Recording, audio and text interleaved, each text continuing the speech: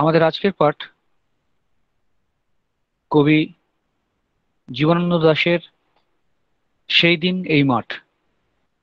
আমি একটু পরে স্ক্রিনটা প্রেজেন্ট করছি, তার আগে ওনার সম্বন্ধে কটা কথা বলে নিই। কবি পরিচয়। তোমরা সবাই শুনতে পাচ্ছ তো? হ্যাঁ স্যার, শুনতে হ্যাঁ পাচ্ছি। স্যার, শুনতে আচ্ছা, পাচ্ছি। হ্যাঁ একটু স্যার, মন শুনতে দিয়ে পাচ্ছি। শুনবে, মানে এই কবিতার কবি পরিচয়টা যদি ভালো করে শোনো তাহলে এই কবিতার অর্ধেকটাই পড়া হয়ে যাবে। জীবনানন্দ দাশ বাংলাদেশের বরিশালের কবি। জন্ম 1899 খ্রিস্টাব্দের 17ই জানুয়ারি। আমি জন্ম সময়টা শুধুমাত্র এই জন্যই বললাম যে সময়টা উনি জন্মালেন, তার পরবর্তীকালে উনি পড়াশোনার জন্য চলে এলেন কলকাতায়। পরবর্তীকালে উনি ইংরাজি সাহিত্যে স্নাতক এবং স্নাতকোত্তর অর্থাৎ মাস্টার ডিগ্রি করেন, এবং বাই প্রফেশন পেশায় ছিলেন উনি ইংরাজি সাহিত্যেরই অধ্যাপক। অর্থাৎ ওনার কাজের সাবজেক্ট হচ্ছে ইংরাজি, কিন্তু উনি আমাদের কাছে বাংলা ও বাঙালির খুব কাছের একজন কবি হিসেবে পরিচিত। রবীন্দ্র পরবর্তীকালের যে সমস্ত কবিরা কবিতা লিখেছেন তাদের মধ্যে জীবনানন্দ দাশকে সবার উপরে রাখতে হয়। কারণ হচ্ছে বাংলার প্রকৃতির অত্যন্ত সাধারণ তুচ্ছ বিষয়গুলো, যেগুলো বাঙালিরাও বিস্মৃত হয়ে যায়, ভুলে যায়, তুচ্ছ করে, এই কবি, শহুরে কবি, যার দীর্ঘদিন শিক্ষকতা এবং থাকা কলকাতাতে, তিনি কিন্তু সেই কবিতায় নিয়ে এলেন। আসলে দীর্ঘকাল কলকাতায় থাকলেও জীবনানন্দের চেতনায় ছিল কিন্তু সেই বাংলাদেশ। বাংলাদেশে বরিশাল এবং তার ছোটবেলার স্মৃতি বিজড়িত বাংলাদেশ। তো বাংলা প্রকৃতিকে আমরা সবাই ভালোবাসি। জীবনানন্দের বাংলা প্রকৃতিকে ভালোবাসার মধ্যে দুটি বিশেষত্ব লক্ষ্য করা যায়। প্রথমত, যে বাংলার অতি ক্ষুদ্র তুচ্ছাতি তুচ্ছ যে গাছ, ফুল, বিভিন্ন ধরনের ফড়িং, ধান,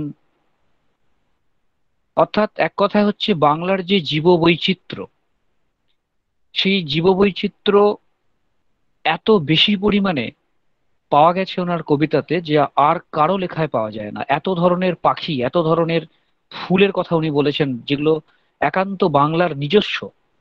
ভাট ফুল, ঘেঁটু ফুল, এগুলো আর কারো কবিতায় আমরা সেভাবে পাই না। দ্বিতীয় বিশেষত্ব যেটা, যেটা এই কবিতাতে একই সঙ্গে দুটো ফুটে উঠেছে, যে জীবনানন্দের যে কবি চেতনা, সেখানে একটি বিষয়ে বারবার ফিরে ফিরে আসে, সেটা হচ্ছে মৃত্যু ভাবনা বা মৃত্যু চেতনা। উনি সর্বদা ভাবতেন যে আমি যখন থাকবো না, আমরা যখন থাকবো না, তখন কি বাংলার এই প্রকৃতি এত সুন্দর, এত নির্মল, এত পবিত্রভাবেই থাকবে? আমি তো দেখতে পারবো না পরিবর্তনগুলো। তখনও কি চালতা ফুল এরকম ফুটবে? তখনও কি শালিক এই গাছে এসেই বসবে? খুব সাধারণ সাধারণ ভাবনা, কিন্তু আমরা সবাই জানি, বুঝতে পারছি যে এই পৃথিবীতে আর কোনো কিছু অনিবার্য নয়, শুধু মৃত্যু অনিবার্য। যেটা ঘটবেই সেটা হচ্ছে শুধু মৃত্যু। অনেক জন্ম জন্ম হয়ে ওঠে না, তোমরা জানো, সবাই পৃথিবীর আলো দেখতে পায় না, কিন্তু মৃত্যু যে অনিবার্য, এই অনিবার্য মৃত্যুর হাত থেকে কারো পরিত্রাণ নেই আমাদের। কিন্তু কবির মনে হয়েছে যে এই মৃত্যুটা আমাদের জীবনে ঘটে অদ্ভুত ভাবে। ঠিক যেমন পেঁচা খাদ্য অন্বেষণরত ইঁদুরের ইঁদুরের ওপরে থাবা বসিয়ে তাকে তুলে নিয়ে চলে যায়, আমাদের জীবন দেখো ঠিক সেরকমই। আমরা কেউ অফিসের পথে, কেউ হাটে, বাজারে, মাঠে কাজ করি। কিসের জন্য কাজ করি? জীবনের জন্য, জীবন ধারণের জন্য। মৃত্যু কিন্তু আমাদের সেই সময়টুকু দেয় না যে তুমি বাড়ি ফিরে যাও, খেয়ে বিশ্রাম করো, তারপর আমি তোমার জীবনে তোমাকে নিতে আসছি। যখন তখন মৃত্যু চলে আসে আমাদের জীবনে। হয়তো তখন হাতে, কৃষকের হাতে কোদাল থেকে যায়, চাকরিজীবীর হাতে তার কলমটা থেকে যায়। মৃত্যু আমাদের ছিনিয়ে নেয় এভাবেই, ঠিক যেভাবে পেঁচা আমাদের ছিনিয়ে নেয় খাদ্য অন্বেষণরত, মুখে ধান লেগে থাকা মেঠো ইঁদুরকে। এই ভাবনাটা জীবনানন্দের কে আস্তে আস্তে গ্রাস করে ফেলেছে এক সময়। সারাক্ষণ ওনার, এমনি উনি চুপচাপ প্রকৃতির মানুষ ছিলেন, কম কথা বলতেন, মানুষের সঙ্গে কম মিশতেন। যেটুকু ক্লাসে পড়াতেন, কলেজে পড়াতেন, লেখালেখি করতেন, পড়তেন, এই ভাবনাটা ওনাকে বারবার ভাবিত করতো যে আমি যখন থাকবো না, বা মৃত্যু কি আমার জীবনে এভাবেই নেমে আসবে। ওনার অসংখ্য কবিতাতে এই ভাবনাটা তোমরা পাবে। তো বলে রাখি, এটা তোমরা বোধহয় জানো কেউ কেউ, কলকাতার ট্রামের ইতিহাসে, ট্রাম লাইন কলকাতায় আছে তোমরা জানো, সেই ট্রামের ইতিহাসে, 100 বছরের ইতিহাসে আজ পর্যন্ত একটাই দুর্ঘটনা, সেটা এই কবির, জীবনানন্দ দাশের। উনি একদিন ভোরবেলায় অসাবধানতায়, অসচেতন মনে হয়তো এই ভাবনাগুলো ভাবতে ভাবতে রাস্তা বেরোচ্ছিলেন, কিন্তু উনি ট্রামে কাটা পড়ে মারা যান। বীভৎসভাবে ট্রামের কাউ ক্যাচারে ওনার দেহটা আটকে যায় এবং উনি মারা যান। এটা মর্মান্তিক। আমার মনে হলো তোমাদের এই কবির জীবনটাকে জানিয়ে রাখা উচিত, না হলে কবিতাটা বুঝতে কোথাও একটু অসুবিধা হতে পারে। আশা করছি তোমাদের অনেক তথ্য অজানা ছিল, জেনে ভালো লাগলো, তাই তো নাকি? হ্যাঁ স্যার। হ্যাঁ স্যার। হ্যাঁ স্যার। আচ্ছা। তো হ্যাঁ স্যার, যাই ভালো হোক, লেগেছে। ওনার অন্য আরেকটি বিখ্যাত কবিতা তোমরা জানো, রূপসী বাংলা ওনার একটি বিখ্যাত কাব্যগ্রন্থ। উনি কাব্য রচনা শুরু করলেন ঝরা পালক দিয়ে, ওনার প্রথম কাব্য ঝরা পালক। তার পরবর্তীকালে প্রত্যেকটা কাব্য, প্রত্যেকটা কবিতা বিখ্যাত ওনার, এখনো ওনার লেখা কবিতার বই, হ্যাঁ, লক্ষ লক্ষ কপি বিক্রি হয়। তার মধ্যে রূপসী বাংলা অন্যতম সেরা। এই অন্যতম সেরা গ্রন্থ রূপসী বাংলাতে বাংলার, দেশের, বাংলা প্রকৃতির ওপরে অসংখ্য কবিতা আছে। তোমরা জানো, বাংলার মুখ আমি দেখিয়াছি, তাই আমি পৃথিবীর মুখ দেখিতে চাই না আর, এটাও রূপসী বাংলার কবিতা।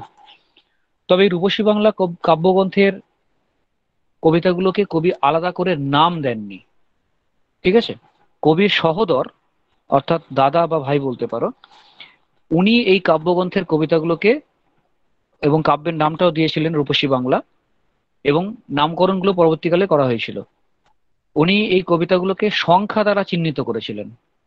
তো এই রূপসী বাংলা কাব্যগ্রন্থের প্রথম কবিতাটা আমরা আজকে পড়ব, যার নাম সেই দিন এই মাঠ। কাব্যটির প্রকাশকাল কবির মৃত্যুর পর, 1957 খ্রিস্টাব্দে। হ্যাঁ, কারণ উনি মারা যাচ্ছেন 1953-তে, ঠিক আছে? তো আমরা দেখছি যে কবিতাটা যাই, আমরা খুব ছোট কবিতা কিন্তু খুব ভালো কবিতা, আশা করি তোমাদের ভালো লাগবে। আমি একটু স্ক্রিনটা প্রেজেন্ট করি, কবিতাটা একটু দেখো। একটু সময় নিচ্ছি আমি স্ক্রিন প্রেজেন্টের জন্য।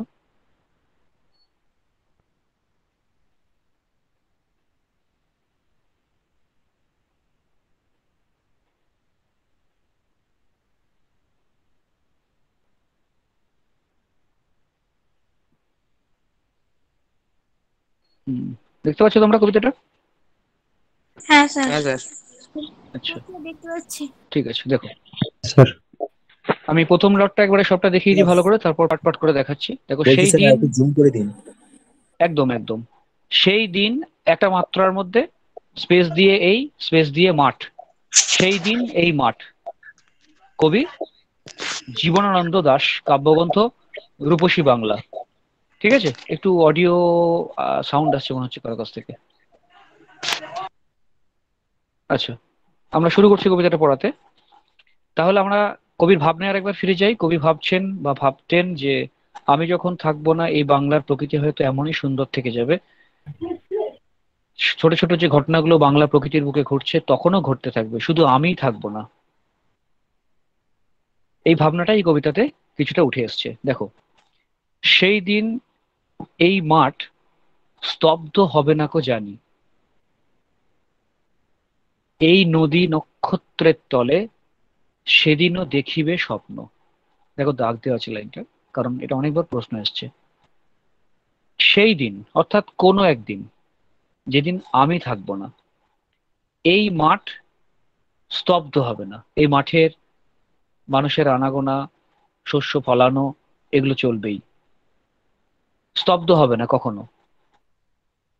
এই নদী, কবির সামনে থাকা কোনো নদী হয়তো, নক্ষত্রের তলে সেদিনও দেখিবে স্বপ্ন। প্রশ্ন আসে, সেদিনও দেখিবে স্বপ্ন, কে স্বপ্ন দেখবে? উত্তর নদী। কিসের তলে? নক্ষত্রের তলে। তাহলে এখানে অত্যন্ত গুরুত্বপূর্ণ পংক্তি এটা। সেদিনও দেখিবে স্বপ্ন, কে স্বপ্ন দেখবে কি বলবো আমরা? নদী, তাই তো। কিসের তলে? হ্যাঁ স্যার। নক্ষত্রের নক্ষত্রের নক্ষত্রের তলে। তলে। তলে। নক্ষত্রের তলে। আচ্ছা, সোনার স্বপ্নের স্বাদ পৃথিবীতে কবে আর ঝরে? অসম্ভব গুরুত্বপূর্ণ লাইন এটা। সোনার স্বপ্নের স্বাদ পৃথিবীতে কবে আর ঝরে? পরিস্থিতি যাই হোক, আমরা কিন্তু প্রত্যেকে স্বপ্ন নিয়ে বেঁচে থাকি, পজিটিভিটি নিয়ে বেঁচে থাকি। তাই সোনার স্বপ্নের স্বাদ পৃথিবীতে কখনো ঝরে যায় না। দুটো বিশ্বযুদ্ধ ঘটে গেছে, বিশ্বযুদ্ধের পরবর্তীকালের অবস্থা কিন্তু কবি দেখেছেন। তোমাদের জানিয়ে রাখি, এই কবি লেখাতে এখনো পর্যন্ত আমি খুঁজে পাইনি যে এই কবির কবিতাতে কোনো প্রজাপতির কথা আছে। সাধারণ কবিদের মতো ফুলের কথা আছে, ফুল, প্রজাপতি, এগুলো কবিকে নাড়া দেয়নি। নাড়া দিয়েছে কি বলতো? বিশ্বযুদ্ধ পরবর্তীকালের পাখি। মানুষের যে বিশ্বযুদ্ধের পরবর্তীকালে মানুষের যে বীভৎস জীবন, সেই জীবনটা উনি দেখেছেন, যে কলকাতা শহরে ক্ষুধার্ত মানুষ রাস্তায় হাইড্রেন খুলে জল খাচ্ছে। এই দৃশ্য দেখা কবি কিন্তু প্রজাপতি ফুলের কথা লিখতে পারেননি। এবং তোমাদের এও জানিয়ে রাখি যে জীবনানন্দের ঈশ্বর চেতনাতে সংশয় ছিল। অর্থাৎ উনি মনে করেছেন যে ঈশ্বরের অবস্থান হয়তোবা নেই। এত সংশয়, এত অপরাধ, এত কিছু ঘটে যাচ্ছে, কিন্তু মানুষের তার প্রতিকার মানুষ পাচ্ছে কই। তাই এটাকে বলা হয় ঈশ্বর চেতনায় সংশয়। ঠিক আছে, এটা কবির একটা বৈশিষ্ট্য। অর্থাৎ উনি কিন্তু রবীন্দ্রনাথের মতো আস্তিক্যবাদী ছিলেন না। এক কথায় ঈশ্বরের অস্তিত্বে অগাধ বিশ্বাস যে রবীন্দ্রনাথের ছিল, সেটা কিন্তু জীবনানন্দের ছিল না। উনি ঈশ্বরের অস্তিত্বে বারবার সংশয় প্রকাশ করেছেন। কিন্তু এটা একটা বিষয় যে উনি শেষ করেছেন কিন্তু পজিটিভিটি দিয়ে। হ্যাঁ, মানে উনি এক জায়গায় বলেছেন যে এই রণরক্ত সফলতা শেষ সত্য নয়। অর্থাৎ যত যুদ্ধ হোক, যত মহামারী হোক, আবার কিন্তু নতুন সূর্য ওঠে, নতুন করে স্বপ্ন দেখি আমরা। তাই কবি এখানে বলছেন যে সোনার স্বপ্নের স্বাদ পৃথিবীতে কবে আর ঝরে। কবে আর ঝরে মানে কিন্তু ঝরে না, এখানে বিশ্ববোধক চিহ্ন করা আছে। কিন্তু কবি বলতে চাইছেন যে সোনার স্বপ্নের স্বাদ পৃথিবীতে কখনো মরে যায় না। আমি চলে যাব। চালতা ফুল কি আর ভিজিবে না শিশিরের জলে, নরম ঢেউয়ের, নরম গন্ধের ঢেউয়ে। খুব দেখো, বাংলার অত্যন্ত চেনা জিনিস এগুলো। চালতা ফুল, চালতা ফুল কি আর ভিজবে না শিশিরের নরম গন্ধের ঢেউয়ে। চেনা দৃশ্য, কিন্তু কত তুচ্ছ না এগুলো আমাদের কাছে, আমরা দেখি না এগুলো, অনায়াসে এড়িয়ে যায় এগুলো। কিন্তু কবির কাছে এগুলোই সবচেয়ে প্রিয় হয়ে উঠছে, সবচেয়ে প্রধান হয়ে উঠছে। আর ঠিক দেখবে এই জন্য উনি এই রূপসী বাংলার আরেকটি কবিতায় বললেন যে বাংলার মুখ আমি দেখিয়াছি, তাই পৃথিবীর রূপ আমি খুঁজিতে যাই না আর। অর্থাৎ পৃথিবীর রূপ দেখার আমার কোনো প্রয়োজন নেই, কারণ আমি বাংলার মুখের মধ্যেই আমি গোটা পৃথিবীকে খুঁজে পাই। তাহলে বাংলাকে এমন ভালোবাসার কবি, বাংলার তুচ্ছ তুচ্ছ জিনিসগুলোকে এমন ভালোবাসার কবি কিন্তু আমরা আর বাংলা সাহিত্যে এনার মতো করে কাউকে পাইনি। পরের লাইনটা দেখো, লক্ষ্মী পেঁচা গান গাবে নাকি তার লক্ষ্মীটির তরে। 2019 সালে এটা একে এসেছিল দেখো। লক্ষ্মী পেঁচা তার লক্ষ্মীটির তরে কি গান গাইবে না যখন আমি থাকবো না? এগুলোই প্রশ্ন, কবির স্বাভাবিক প্রশ্নগুলো মনে জেগেছে। সোনার স্বপ্নের স্বাদ পৃথিবীতে কবে আর সরে। আমি চলে যাব, কিন্তু তবুও লক্ষ্মী পেঁচা তার লক্ষ্মীর জন্য ঠিক গান গাইবে। আমি চলে যাব, আমরা চলে যাব, বহু মানুষ চলে যাবে, কিন্তু প্রকৃতির মধ্যে তার কোনো প্রভাব পড়বে না। প্রকৃতির সৌন্দর্য একই থেকে যাবে। কবি বলতে চাইছেন, যেটা আমি একটু পরেই তোমাদের বলবো, কবিতাটা পড়ার পর বুঝতে পারবে কেন কথাগুলো বলছেন কবি। তাহলে প্রকৃতির এই সৌন্দর্য যুগ যুগ একই থেকে যাবে। প্রকৃতি নিজে কিন্তু ব্যালেন্স করে নেয়, তার সৌন্দর্যকে টিকিয়ে রাখে সে। প্যারা চেঞ্জ হচ্ছে দেখো, পরের পংক্তি, স্তবকটা পরিবর্তন হলো। তাহলে কবিতা যদি বলে তোমাকে যে কটি স্তবক কবিতার, কি বলবে? দুটি তিনটি। স্তবক। হ্যাঁ, দুটি স্তবক। প্রথম স্তবকে এই এতগুলো লাইন আছে, এবার আমরা যাচ্ছি দ্বিতীয় স্তবকে। আরো চারিদিকে, পেজটাকে আরো বড় করে দিন। আচ্ছা, চারিদিকে শান্ত বাতি, ভিজে গন্ধ, মৃদু কলরব। বারবার কবি চেতনাতে গ্রাম ফিরে ফিরে আসে। ভেবে নাও সন্ধেবেলা, গ্রামের একটি সন্ধে, নদীমাতৃক বাংলাদেশ, তোমরা সবাই জানো। চারিদিকে শান্ত বাতি, ভিজে ভিজে গন্ধ, মৃদু কলরব, জীবনযাপনের মৃদু কলরব। শহরের কলরব কখনো মৃদু হয় না, জোরালো হয়, গাড়ির আওয়াজ, কলকারখানার আওয়াজ, মানুষের কোলাহলের আওয়াজ। কিন্তু গ্রামের সন্ধ্যা কিন্তু দেখো মৃদু মৃদু জীবনের কলরব। সবাই কাজ থেকে ফিরে আসে, কেউ কাউকে ডাকছে, সন্ধ্যা হয়ে গেছে বাড়ি আয়, তাই সবটা কিন্তু মৃদু কলরব। খেয়া নৌকাগুলো এসে লেগেছে চরের খুব কাছে। যে নৌকাগুলো খেয়া পারাপার করে তারা কিন্তু চরে এসে লাগছে, অর্থাৎ তাদের খেয়া পারাপার শেষ হয়েছে সেদিনের মতো। এগুলো চেনা দৃশ্য, প্রত্যেকটা প্রতিদিন তৈরি হয়, প্রতিদিন শান্ত বাতি জ্বলে, প্রতিদিন এই গ্রাম্য ভিজে গন্ধ সন্ধেবেলা পাওয়া যায়, প্রতিদিন জীবনের কলরব তৈরি হয়, প্রতিদিনই খেয়া নৌকাগুলো চড়ে আসে। চেনা দৃশ্য। কিন্তু কবি বলছেন আমি তো এগুলো দেখতে পাবো না আমি চলে যাওয়ার পর, সেদিনও কি এই একই দৃশ্যের জন্ম হবে? কবি বলছেন হবে।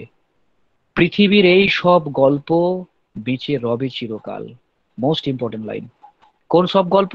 এতক্ষণ যা পড়লাম আমরা, পৃথিবীর এই সব গল্প, এই গল্পগুলো অর্থাৎ জীবন যাপনের এই ছোট ছোট দৃশ্যগুলো প্রতিদিন তৈরি হবে, যুগের পর যুগ তৈরি হবে। পৃথিবীর এই সব গল্প বেঁচে রবে চিরকাল।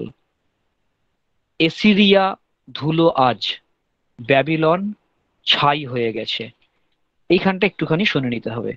এসিরিয়া হলো আসিরীয় সভ্যতা। আসলে আসিরিয়া সভ্যতা হচ্ছে প্রাচীন তোমার যে সেমিটিক রাজত্ব, সেখানকার সভ্যতা। ধরে নাও এটা আনুমানিক ওই 250 খ্রিস্টপূর্ব, 250 মানে যীশু খ্রিস্টের জন্মেরও আড়াই, সরি, 2500, 2500 বছর আগে থেকে 605 খ্রিস্টাব্দ পর্যন্ত, খ্রিস্টপূর্বাব্দ পর্যন্ত।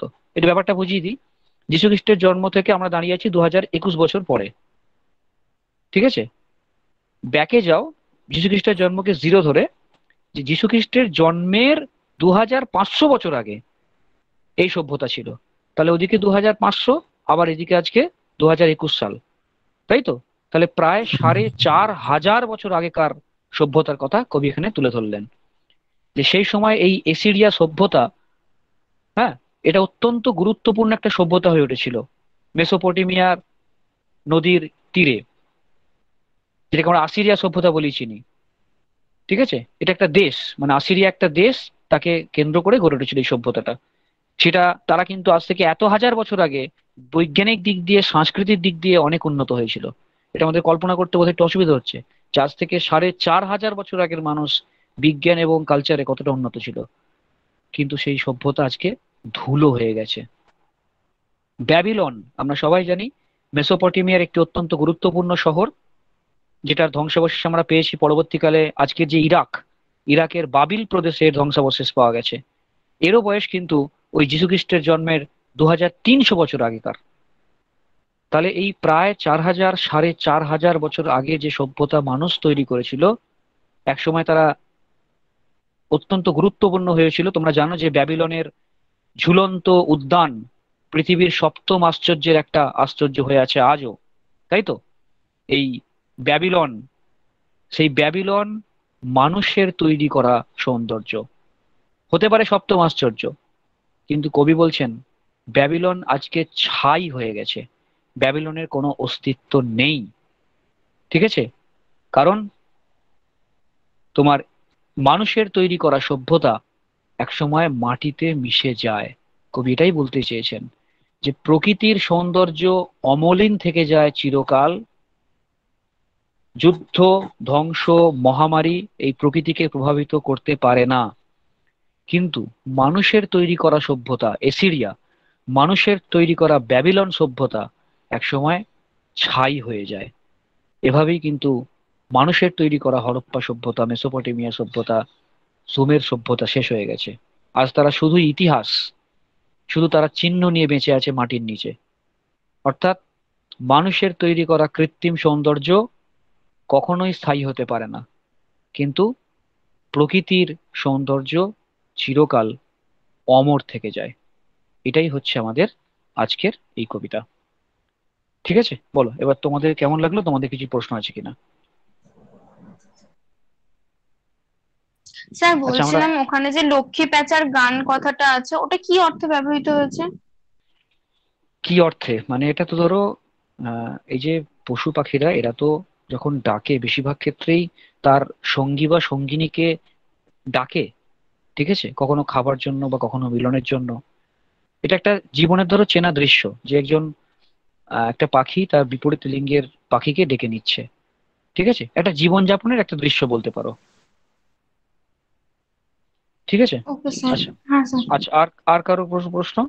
ওই যে স্যার, তাহলে আমি আমি চলে যাব, হ্যাঁ, হ্যাঁ, হ্যাঁ, আমি চলে যাব বলে, হ্যাঁ। ওই যে সেই লাইনটা। আচ্ছা, আমি চলে যাব বলে মানে উনি বলছেন যে আমি চলে যাব বলে কি আর চালতা ফুল ভিজবে না শিশিরের জলে, নরম ঢেউয়ের গন্ধে, নরম গন্ধের ঢেউয়ে? অর্থাৎ আমি চলে যাওয়ার পরেও কিন্তু এই চালতা ফুল প্রতিদিন শিশিরের জলে ভিজবে। এই চেনা দৃশ্যগুলোর জন্ম প্রতিদিনই হবে, শুধু আমি থাকবো না। দেখো, আমরা মনে করি যে আমি চলে যাওয়ার পরে এই হয়ে যাবে সেই হয়ে যাবে, কিন্তু সত্যি কি তাই ঘটে? তোমাদের পরিবারের বা আমাদের পরিবারের অনেক মানুষ কিন্তু আমাদের ছেড়ে চলে গেছেন, কিন্তু জীবন দেখো তার স্বাভাবিক গতিতেই এগিয়ে চলেছে। 2 দিন, 10 দিন, 1 মাস, 1 বছর আমরা তার জন্য হাহুতাশ করি, দুঃখ করি, তারপর আবার আমরা কিন্তু জীবনে ফিরে আসি। তাই তো? এটাই জীবনের নিয়ম।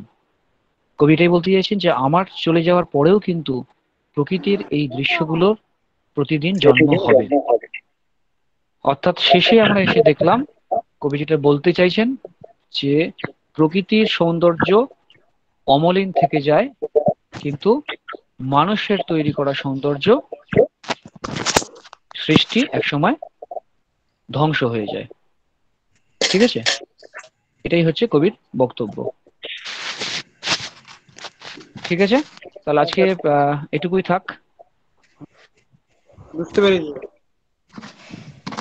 তাহলে আমরা দেখে নিলাম কাব্যগ্রন্থের নামটাও দেখে নিলাম। ঠিক আছে, কাব্যগ্রন্থের নাম দেখে নিলাম রূপসী বাংলা। ওকে, রূপসী বাংলার প্রকাশকাল 1957। লিখে নেবে যে যারা লিখছো, রূপসী বাংলা 1957 কাব্যগ্রন্থের নাম। আর 2টি স্তবক রয়েছে কবিতাটিতে, এটাও প্রশ্ন আসে মাঝে মাঝে মাঝে। দেখো, এই ধরনের প্রশ্নগুলো আসে এখান থেকে এমসিকিউ, আমি কয়েকটা বলছি তোমরা বুঝতে পারবে। এরকম প্রশ্ন এসেছে বিগত বছরগুলোতে যে চারিদিকে স্যার একজন মিউট শান্ত। করেন। বলো। স্যার জয়িতাকে বলছি একটু স্যার, বলুন না মিউট একটু করতে। মিউট করেন। আচ্ছা, আমি তো স্ক্রিনটা দেখতে পাচ্ছি না স্যার, একটু